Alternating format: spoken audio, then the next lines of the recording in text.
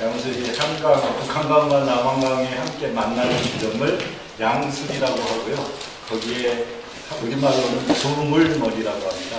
여기 이제 조물 생태학교도 함께 운영을 하고 있고, 지금 조물머리 숲을 조성하고 있고요. 그 숲에서 갤러리와 카페와 공연과 또 이야기가 있는 이런 공간을 만들어가고 있습니다. 양홍관입니다. 만나뵙게 돼서 반갑습니다. 늦게 오셔가지고 이렇게 박수 쳐.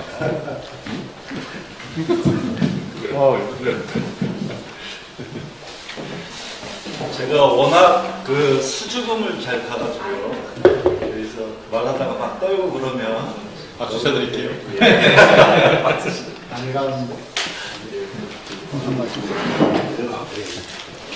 지금 카톡 보셨나요? 네. 빈 문서를 한번 치시면 아마 직접민주주의 마을공화국 전국민의 제안 이렇게 있습니다. 빈 문서 2를 치시면 그 문건이 열릴 텐데요. 한번 봐주시면 좋겠습니다. 그 전에 이제 제가 2개의 문건을 좀 참고하시라고 올린 문건이 예,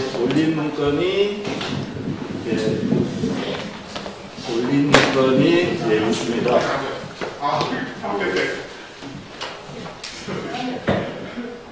됐나요? 예. 거기에 그 협동사회 민주주의론과 협동사회 경제론이라고 하는 것을 올렸는데 혹시 읽으신 분 계신가요? 네, 이겼습니다. 읽으신 분 손 들어보십시오. 예, 읽어주셔서 고맙고요. 나머지 안 읽으신 분들은 예, 더 고맙습니다. 예, 안 읽어주셔도. 제가 이제 고민을 해보면 이제 협동사회 경제론이나 협동사회 민주주의론에 관련해서는 기본적으로는 독일적 사회주의가 있잖아요. 독일적 사회주의, 사회민주주의라고 얘기를 하는데, 독일적 사회민주주의라고 얘기하는데, 그쪽을 하나의 대안으로 저희가 보기도 하는데요. 그쪽에 저는 어떻게 보냐면, 그것이 여전히 사회민주주의의 자본 중심의 사회민주주의다 라고 저는 보는 견해입니다. 그리고 그 견해에 난 좀 넘어서야 된다 이렇게 보는 입장에서 자본 중심이 아니라 사회적 경제를 보다 더 중심해서 사회적 경제 중심의 사회민주주의를 가져가야 되는 거 아니냐 라고 하는 의견을 협동사회 경제론, 협동사회 민주주의론에서 제기하고 있는 겁니다. 그런 것에서 읽어보시면 대략 이렇게 저렇게 가겠다라고 볼 수 있을 것 같고요. 그 중에 이제 우리가 가져가야 될 사회의 한 유형 이렇게 보는 건 이제 저희는 이제 제가 볼 때는 스위스를 굉장히 우리가 접근할 수 있을까 이렇게 접근을 해보는데 스위스가 저희의 하나의 모델의 것 그리고 거기에 이제 우리 한국의 그 모습들을 담으면 어떨까라고 하는 고민이 좀 있습니다. 예를 들면 스위스 같은 경우에 2324개 정도의 꼬뮌이라고 하는 게 있어요. 꼬뮌. 그 꼬뮌이 이제 우리로 보면 읍면동입니다. 인구가 4,000명에서 많으면 15,000명 정도 선상에서 2324개가 있고요. 그 외에 칸톤이라고 하는 게 있는데 그게 26개 정도로 있습니다. 거기에는 한 40만 명에서 30만 명을 기준으로 왔다 갔다 하고 있고요. 그래서 스위스 전 인구가 한 800만 명 이렇게 내외가 있는 거죠. 그리고 이제 그 위에 연방제가 있는 겁니다. 그런 점에서 스위스 모델에 접근을 하되 현재 읍면동 측면에서는 우리가 꼬뮌 이 형태로 예를 들면 스위스의 꼬뮌은 거기에 그 조세권 자체, 다시 말해서 그 마을에서 기업들이 또는 주민들이 세금을 얼마를 낼 것인가에 대해서도 주민 스스로 결정할 권한을 준다고 해요. 그러니까 이제 돈의 권한을 주니까 거기에서부터 이제 권력이 주민에게 있게 되는 거죠. 그리고 이제 재반의 것들을 직접 민주주의 방식으로 진행한다라고 하는 요소들을 보면 스위스는 꼬물의 나라다. 마을 공화국의 나라다. 마을 정부의 나라다. 이렇게 봐도 될 것 같아요. 그래서 그런 점에서 우리가 사회적 경제 중심의 자본주의 사회를 한편으로는 추구하고 한편으로는 꼬뮴을 통해서 마을 공화국을 통해서 우리 사회의 새로운 전환을 일으켜야 되지 않겠느냐라고 하는 생각을 가지고 지금 직접민주주의와 마을공화국이라는 얘기를 하는 거죠. 그리고 그것에서 이제 그런 발상을 하게 되어지는 그 지점은 뭐 우리가 이미 다 아시는 것처럼 그러니까 자본이 사람들을 지배하는 방식이 뭐죠? 사람들을 틀어놓고 돈의 힘으로 지배하는 거잖아요. 그럼 다른 방식으로 가야 이걸 넘어설 수 있는 거지 않습니까? 근데 마침 이제 사람들을 흐트러 놓고 도시의 유령화를 시켜서 그 속에서 자본의 힘으로 주식회사 공화국을 통해서 지배하고 있는 거지 않습니까? 실질적인 구체적인 내용으로 보면 그것의 다른 방향으로 가야 되는 게 아니냐라고 하는 건데, 그런 측면에서 이제 현재 전에는 우리가 뭉치면 살고 흩어지면 죽는다 이렇게 얘기를 했잖아요. 그런데 지금 다시 이 코로나 이후로 얘기되는 게 뭉치면 죽고 흩어지면 산다 이렇게 얘기했어요. 근데 저는 그것이 꼭 대안은 아닌 것 같아요. 흩어지되 뭉쳐서 흩어지거나 아니면 흩어진 상황에서 다시 뭉치거나 이게 우리의 앞으로가 가야 할 길이 아닌가 싶어요. 그러니까 흩어져서 산다고 다 사는 게 아니다.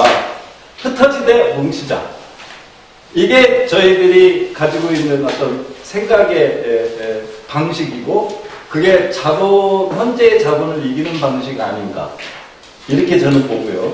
또 하나는 지금까지 자본이 대의민주주의라고 하는 자신들이 조정 가능한 사람들을 어떻게 해서 조정 세우고 뭐 이렇게 해가지고 조정을 해서 정치를 자본이 이끌어가지 않습니까?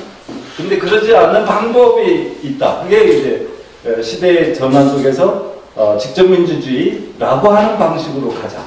그러니까 지금의 시대에서 대의제에서 직접민주주의로 가는 거, 그 다음에 개별에서 공동체 방향으로 가는 거, 이 방향으로 가야 결국은 우리가 우리의 삶을 유지할 수 있고 그리고 현재에 제기되는 많은 문제를 해결할 수 있다라고 하는 측면에서 저희가 오늘 직접민주주의라고 하는 제안을 하는 거고, 그리고 그 속에서 우리는 흩어지되 마을 속에서 이 공동체의 힘으로 흩어지자라고 하는 발상을 가지고 지금 이 얘기를 하는 거죠. 그게 이제 제2의 주류입니다.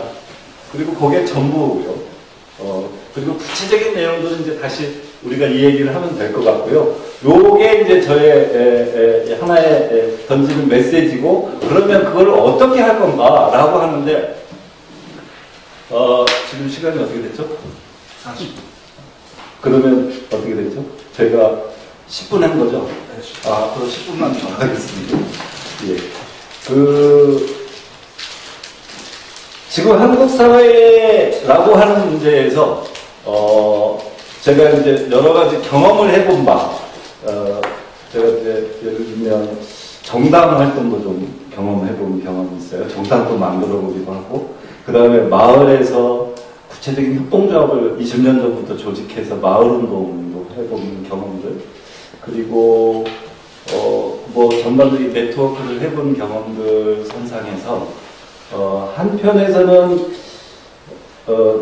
그 정당 중심의 팬덤 정치 형태로 우리 사회의 한 모습들이 이루어지면서 그 정당들끼리의 싸움이 진행되는데 그것 또한 전반적으로 보면 어디든지 예를 들면 단체 어디든지 가봐도 예를 들면 시민사회는 시민 없는 시민사회가 되어 있고 정당은 정당은 없는 정당이 되어 있고 국가는 국민 없는 국가가 되어 있고 가정은 가부장이 없는 가정이 되어 있고 그러니까 뭔가 있어야 되는 이름은 있는데 그 이름에 맞는 그 안고가 없는 형태의 우리 사회의 모습들에서 보면서 그것 또한 자본의 그 지배전략 아니었는가 이런 결과가 아니었는가 생각해봐요.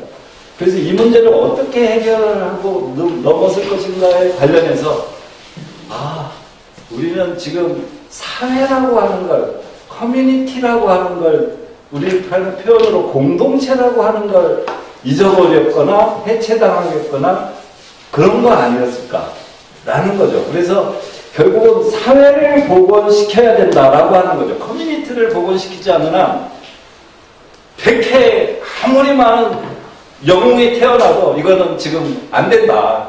우리 사회를 여러 가지 위기를 넘어설 수가 없다. 기후변화 위기든 불평등의 위기든 저는 이 사회를 회복하고 다시 말해서 공동체로 회복하지 않는 한 대안이 없다. 그러면 그런 것을 다시 조금 더 얘기하면 그것은 시민사회라고 표현하는 게 맞겠다라고 하는 거죠. 시민사회를 조직하고 복원하지 않으면 100회 아무리 좋은 제안과 영웅이 태어나도 해결할 전망이 없는 상황이 되어 있다라고 하는 것이 저의 문제의 핵심입니다.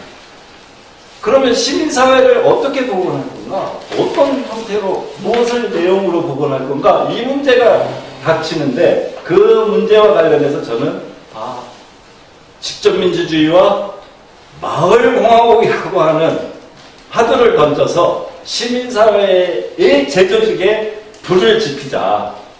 그래서 이 시민사회가 이제 주권을 행사하고 그 다음에 사회의 주인이 되고 그래서 그것이 지금의 문제를 해결해 나가자. 라고 하는 측면에서 저는 이 시민사회를 다시 복원하는 문제를 무엇으로 할 건가? 라고 해서 직접민주주의와 마을공화국이라고 하는 화두를 던지고 그것을 통해서 일단은 운동조직을 만들자. 그 일을 하는. 그것이 바로 지금 제가 제안하고자 하는 직접민주주의 마을공화국 전국민회다. 그리고 그런 측면에서 제안을 던지고 그러면 그걸 어떻게 조직할 건가 라고 했을 때 저는 읍면동 단위로 하자. 시군구나 광역 단위로 하지 말자. 그것도 좀 너무 크다. 우리의 구체적인 살림살이고 나름대로 사람들의 권력이 작동할 수 있는 정치적 권력이 작동할 수 있는 단위, 생활의 단위가 읍면동 아니겠는가. 그래서 읍면동 단위로 저는 지역민회 5명만 있으면 일단 그 지역의 지역민회로 인정하고 그게 그 단위를 전국적으로 네트워크하자. 그 다음에 예를 들어 뭐 정당을 만들겠다는 민회가 있다면 그것도 하나의 민회로 보죠. 그리고 그들에 함께 연대하고 그리고 직능별, 부문별, 노동, 농민 부분들에 있어서 자기 계급계층의 요구를 실현하려고 하는 사람들이 지역마다 5명만 있어도 이것을 민회로 인정을 하자. 민회라고 하는 것을 저는 거창하게 생각하지 않습니다. 자발적 결사체입니다. 민회의 자발적 결사체이고 그것이 사회 정치적 조직이다 라고 얘기를 하면 좋을 것 같아요. 저는 정의를 내리고 그래서 의제민회, 그 다음에 지역민회 그리고 부문 직능민회를 5인 이상의 읍면동별로 조직되면 그것을 하나의 민회로 인정하고 그리고 그 대표들을 공동대표로 해서 전체적인 네트워크를 하자. 그리고 그 네트워크를 하기 위해서는 플랫폼이 있어야 될 것 같고 그걸로 중앙에 같이 만드는 여러 부문위원회가 있겠지만 기본적으로는 그걸 토대로 해서 전국적 네트워크를 만들고 그것을 그 단위를 민회를 중심으로 지역의 그리고 나라의 세계의 문제들을 함께 제안하고 실천하고 그래서 기본적으로는 예를 들면 뭐 마을 주민자치 기본법 투쟁도 하고 싸움입니다. 뭐 항상 이렇게 싸움이라고 하는 게 너무 두려워하지 마시고 그러니까 그것을 제기하고 만들어가는 과정에서 이제 그러는 거죠. 그 다음에 뭐 우리 자치분권 헌법 관련해서도 하고 그래서 마을의 문제만이 민회가 하는 게 아니라 마을 문제이면서 국가 사회 지역 사회 문제이면서 국가적 문제이면서 세계적 문제에 이르기까지 함께 대안을 만들어 나가고 그리고 제기하고 자기 실천에 맞게 창조적으로 실천하고 이러한 것을 통해서 저는 시민사회를 복원하는 단위를 만들어야 되는 시점에 있다 라고 보는 거고 이것이 커지면서 이제 우리의 직접민주주의와 마을공화국을 실질적으로 만들어가는 제도화 과정이 있을 겁니다. 지금 우리가 제도화 과정을 제도하자 해서 제도가 되지 않습니다. 제도 하나하나가 투쟁의 과정이 없으면 치열한 싸움의 과정이 없으면 만들어지지 않습니다. 그런 점에서 지금 민회는 어떤 의미에서 그냥 제한하는 조직이 아니라 삶의 작은 공동체이면서 투쟁 조직이죠. 직접민주주의와 마을공화국을 위한 투쟁 조직이라고 보고 그것을 현 시점에서 저는 제안하고 그것을 통해서 우리 시민사회를 커뮤니티를 복원하고 그 커뮤니티를 복원하면서 우리가 가지고 지금까지 제기되어지는 수많은 자본의 기본한 문제들을 해결해 나가자라고 하는 것을 지금 직접민주주의 마을공화국 전국민회를 제안하는 거고요. 실질적인 일정 과정은 오늘 제안을 통해서 동의를 하신다면 동의 안 하신 사람은 빠져도 좋다. 미안한지 그렇다만 그러니까 동의하시는 분들을 중심으로 해서 직접민주주의 마을공화국 전국민의 준비 모임 그리고 그 준비 모임 속에서 한 10명 내외의 실행위원회를 오늘 유촉받자. 그리고 그런 실행위원회들이 준비를 고민해서 한 1월에 우리 다음 모임에서는 준비위원회 정도를 만들자. 그리고 다음 1월 이후에 6개월 내에 직접민주주의 마을공화국 전국민회를 건설하자. 라고 하는 것을 구체적인 내용에서 제안을 하고 있습니다. 그리고 이제 정관 사항을 제가 일부러 넣었는데요. 정관을 딱 보시면 이제 목적이 뭐고 가치가 뭐고 이런 게 있습니다. 그것은 문건 읽어보시면 이제 대체적으로 아는데요. 기본적으로 이 직접민주주의 마을공화국을 전국민회의 가치로 보면은 뭐 자치의 가치가 가장 높겠죠. 자치.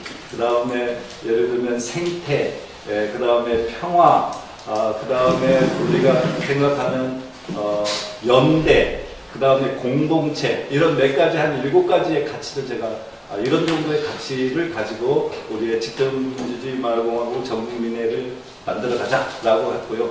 결정에 있어서는 기본적으로 모든 마을공화국 전국민회에 참여하는 모든 개인이 대표다라고 하는 상징적 선언을 하고 다만 실질적인 결정권은 3,500개 읍면동에 또는 의제민회를 포함해서 하는 5명 이상의 대표들이 모여있는 것을 이제 의결권으로 하고 요 의결에 있어서 이 사람들의 중심에 이제 5명 정도의 상임 공동대표 의장단을 만들자. 그 다음에 그 속에 이제 준비 실행위원들을 이렇게 조직하자. 그래서 너무 인물 상징 얘기하지 말고 밑에서부터 조직한 사람들이 자기 결정을 하고 그 자기 결정을 할 수 있는 능력을 가진 사람이 우리의 대표 형태로 우리는 아래로부터의 형태의 조직들을 만들어가자 라고 하는 것이 기본 전반에 들어가 있습니다. 이상으로 발제를 마치겠습니다. 그 질문의 것은 제가 돌머리 숲에 대한 얘기를 할 때 하는 거고요. 지금 상황에서 연관된 질문은 조금 벗어나서 그 질문은 다음에 하면 어떨까 싶습니다. 시간도 있고요. 핵심적인 요소는 아닌 것 같아요. 지금 발제에 대해서 직접적인 질문을 해주시기 바랍니다. 발제에 대한 직접 질문을 조금 간념적이다, 제 얘기가 간념적이다고 생각하니까 제가 조문머리숲에서 어떻게 활동하길래 이런 얘기를 하느냐라고 하는 측면에서 여쭤보신 건데 이 부분은 좀 다음에 얘기를 해도 될 것 같은데 어떻습니까? 괜찮습니다.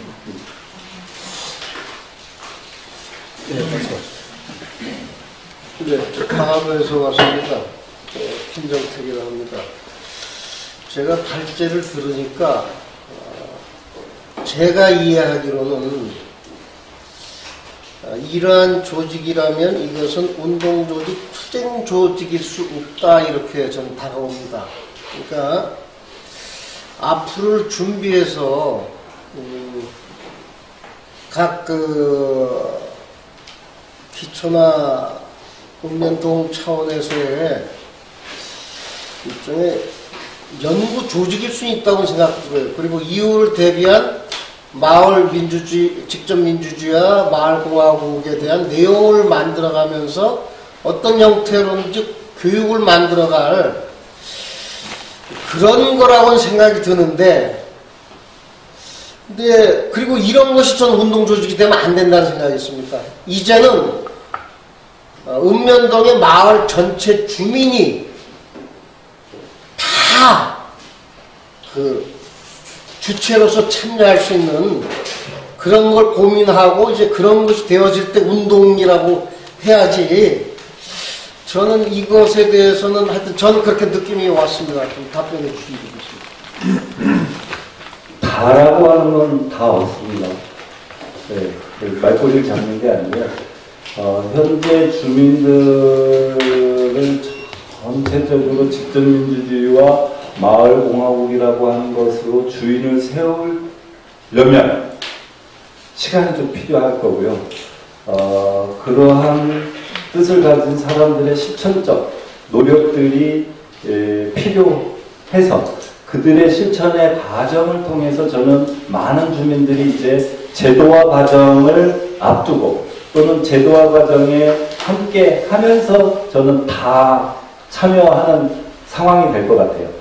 그 전까지는 실질적으로 선진적인 이런 뜻을 가진 선진적인 사람들의 뭐 제가 투쟁이라고 표현하고 운동이라고 표현했는데 그걸 좀 저는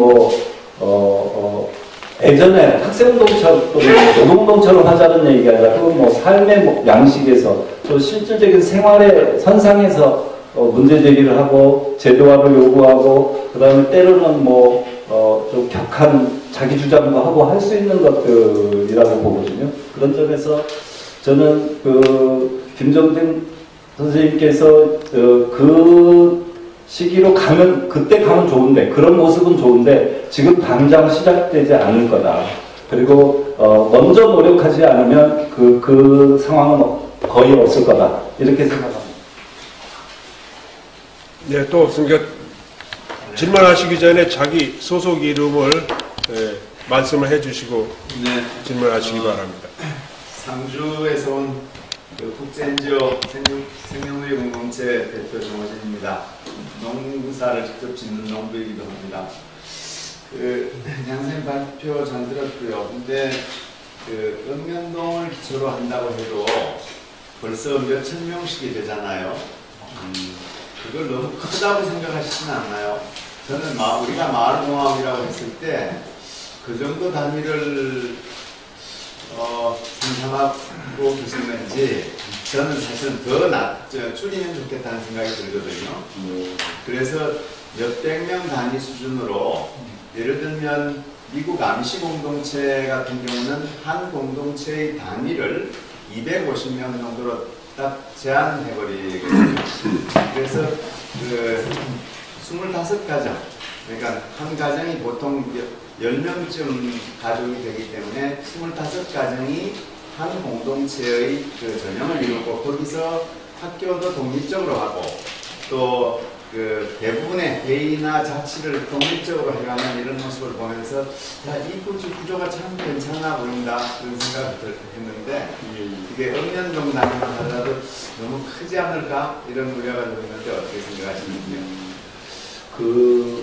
제가 지역의 조합면이라고 하는 남양주 조합면 그 다음에 양평의 양서면 쪽에 사는데요. 면 단위도 상당히 큽니다. 네. 실제로.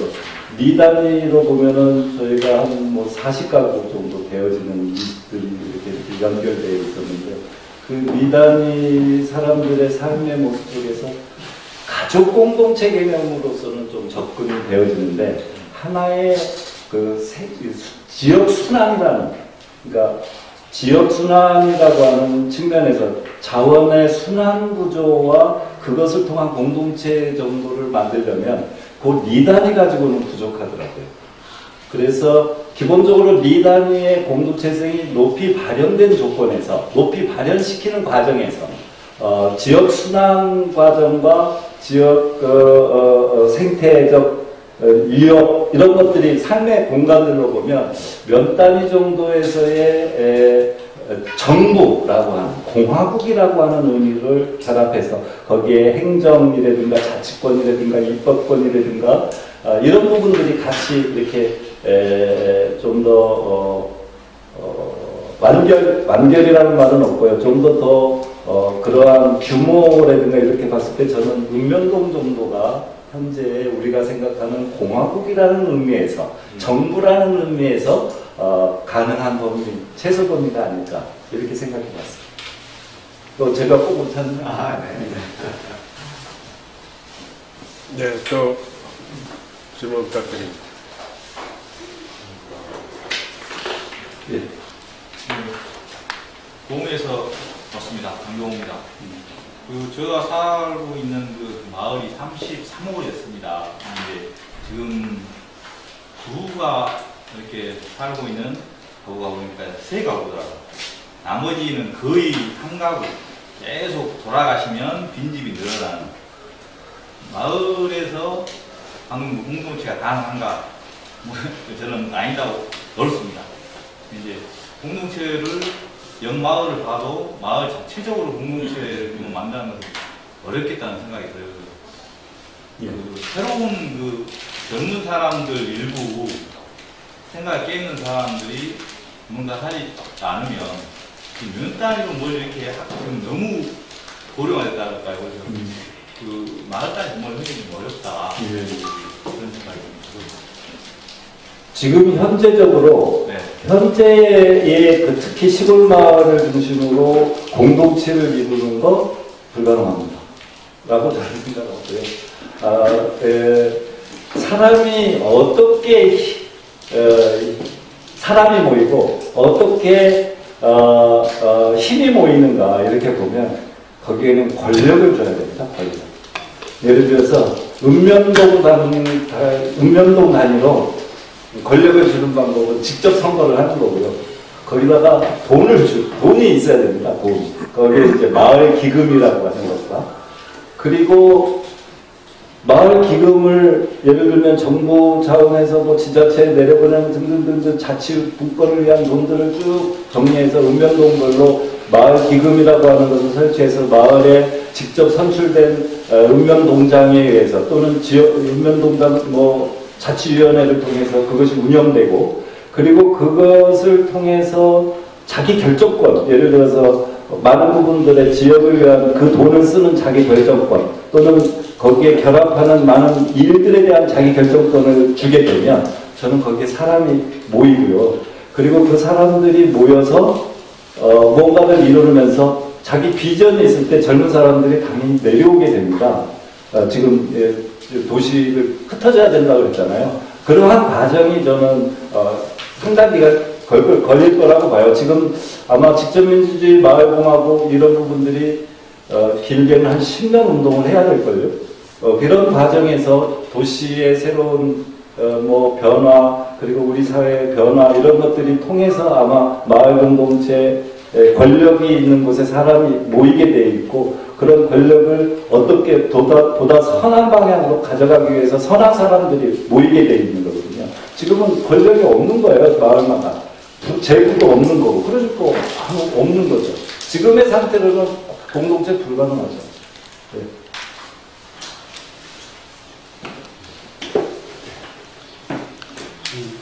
통일당을 준비하고 있는 우성입니다.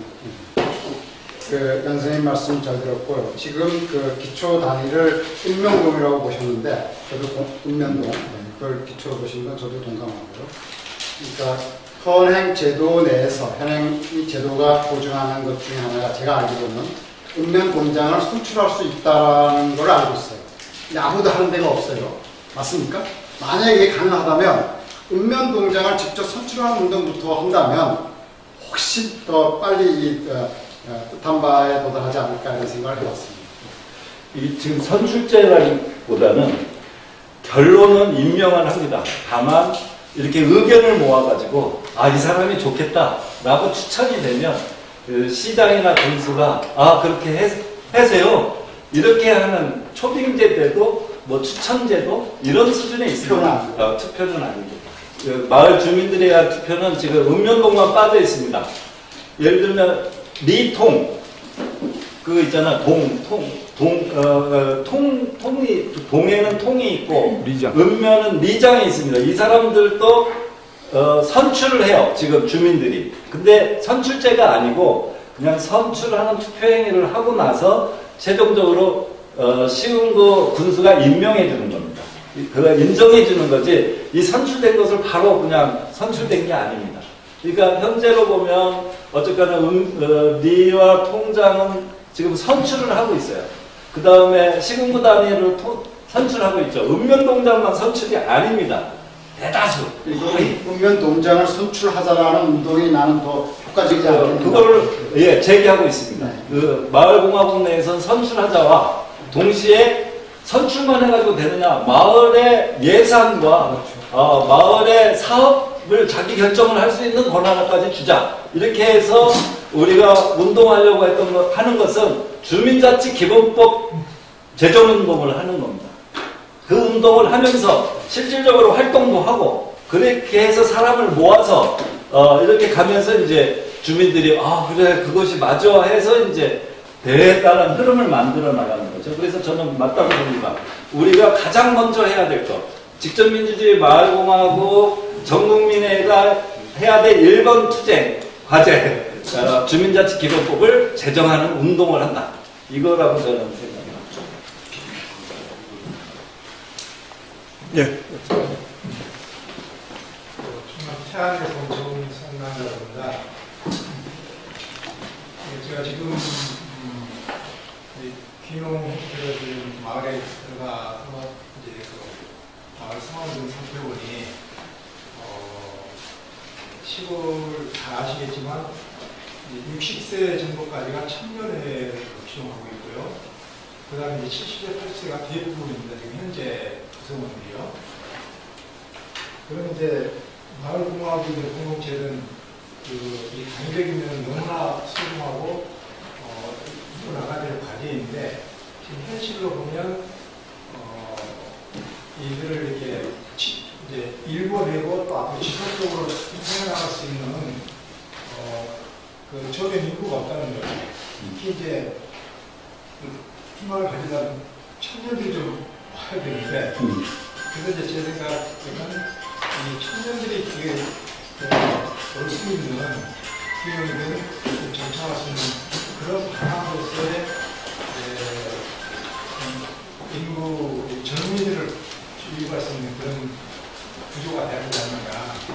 그런 것 바탕이 되지 않고 누가 이걸 해낼 수 있으며 이게 근본적으로 소멸 지역들이 많이 생겨나고 하는 거에서 그런 방안을 우리가 이제 젊은이들 올 수 있는 방안을 좀 강구하는 것이 필요하지 않겠는가. 내가 이제 세 가지를 간단히 말씀드리면 일단 경제적인 측면에서 마을 기업이라는 게 필요하다. 두 번째는 이제 그 교육 문제도 상당히 중요하고 자녀들 교육을 통해서 마을 교육, 다른 마을 문화 이 삼각자를 좀 잘 갖춰서 이제 젊은이들이 올 수 있는 그런 수요가 좀 돼야 일단 이런 운동을 하더라고요. 저는 아까 한 가지 먼저 얘기를 했잖아요. 마을에 권력을 주면 마을이 스스로 자기 결정을 할 수 있는 자기 권한과 자기 재산을 처분할 수 있는 권한과 자기의 하여간 예산을 처분할 수 있는 권력을 주면 일단 사람은 권력 속에 함께 모이기 시작합니다. 그래서 그 권력을 줘야 된다. 그래서 주민자치기본법을 통해서 합법적인 권력이 되어질 수 있도록 하는 한편, 또 하나는 아까 말씀하신 것처럼 사회적 경제 영역, 마을기업 영역, 그 다음에 교육, 문화 영역을 만들어내야 됩니다. 그러한 것들조차도 만들어내고 고민하는 것이 저는 민회라고 생각합니다. 그래서 민회 5명이 먼저 똘똘 뭉쳐서 자, 우리 마을을 진짜 공화국으로 만들려면 어떻게 해야 되느냐. 한편으로는 권력의 쟁취운동을 해나가고 한편으로는 실질적으로 생활 속에서 실현할 수 있는 사회적 기업, 사회적 경제, 그 다음에 마을 기업들을 만들어 보자. 그리고 거기에 사람을 모으고 또 뜻 있는 사람들을 만들어 가자. 그 다음에 문화, 교육 이런 것들을 실질적으로 논의하고 실천 활동을 하면서 고민하는 단위로서 저는 민회를 얘기를 합니다. 그리고 그 민회가 중심이 돼서 지금 중심이라기보다 하여간 민회가 자기 역할을 그렇게 해나가면서 사람들이 모이기 시작하는 거죠. 그리고 그 모인 힘만큼 또 운동을 하는 거죠. 저는 이 기간이 한 10년 걸릴 거라 생각하는데 운 좋으면 예를 들면 그 주민자치기본법에 대해서 동의하는 다음 대통령이 딱 만들어지면 한 5년만 해도 되겠죠. 그러니까 그렇게 저는 생각합니다. 답변 마치겠습니다. 예, 마지막 질문 하나만 받겠습니다. 시간이 다 돼가지고. 없으면 지금 끝내고요. 한 2분 정도 남았는데. 그럼 하시겠어요? 예. 소개부터 하시고요. 저는 서울 강북구에 있는 민회 회원입니다. 김진택이라고 합니다. 우리 강 대표님의 말씀은 전에 글을 통해서 많이 들어보고 했는데 근본적으로 같이 하신 내용을 잘 느껴오느라고 다 붙지 못했지만 비슷한 내용이 아닐까 생각하고 말씀드릴게요. 근본적으로 마을공화국,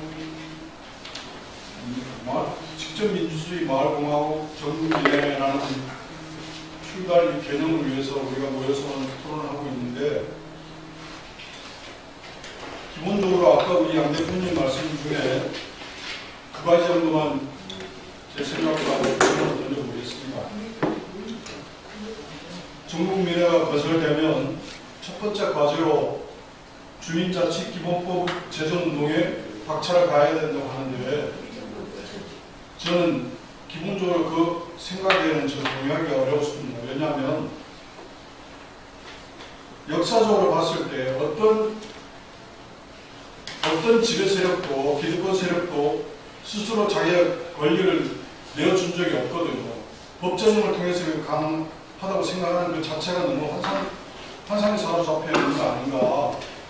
역사적으로 검증된 그런 사실과 결과들을 무시한 가장 관념적인 생각이 아닌가. 주민자치기본법 그것이 우리의 입맛에 딱 맞다 하더라도 절대로 내어주지 않을 것이며 또 초안에 나와 있는 우리가 생각하는 주민자치기본법 자체가 기존의 틀에 맞추는 우리 마을공화국과 전국민회에 대한 소망을 가지고 우리 민들의 뜻에 맞는 것이 아니라 기존의 법체계 지배틀에 맞춰진 그런 주민자치기본법 초안이기 때문에 동의하기 어렵다는 그런 뜻인데요. 거기에 대해서 말씀 한번 부탁드리고요. 두 번째로는 읍면동 동장 선출제라는 이것이 마치 이것도 무슨 나름대로 우리에게 유력한 무기라고 생각하시는데 그런 느낌을 받았는데 이것 또한 여러분들이 우리가 지금 주변에서 보고 있는 각 동마다 만들어지고 있는 주민자치회 있잖아요. 주민자치회가 됐던 읍면동 동장이 직선제로 선출된다 하더라도 거기에는 항상 이게 있습니다. 뭐냐면 정부로부터 위임 사무의 권한과 한계라는 부분이 분명히 있다는 거죠. 절대로 직선제 동장에게 주민자치회장에게 우리 민들의 뜻을 다 반영할 수 있는 직접 민들의 뜻을 집행할 수 있는 그런 권한을 절대 안 준다는 겁니다. 그 주민자치회장 그 매뉴얼을 보면 권한과 한계라는 부분이 명확하게 명기가 되어 있습니다. 모든 그 법령에 보면 그 시행령에 보면 그런 한계가 다 돼 있거든요. 한계를 설정해 놨습니다. 위임 사무의 한계 그런 게 돼 있는데 그것을 통해서 우리 전국민의 직접 민주주의 전국민의 뜻을 어떻게 실현해 보겠습니까? 그것이 마치 우리의 과제이냐 이렇게 얘기하는 것은 대단히 관념적인 생각의 그 수사일 뿐이라고 생각합니다. 어떻게 생각하십니까? 잠깐. 죄송합니다. 발표하실 분들이 세 분이 더 있어가지고 지금 우리 김선생님 제기하신 질문은 굉장히 장황한 답변이 필요할 것 같아서요. 짧게 해도 됩니다. 한 30초 안에 해도 그럼 30초 만에 답변을 끝내고 이진한 거는 이따 집담회 때 계속하기로 하겠습니다. 그거는 도움이 될 겁니다.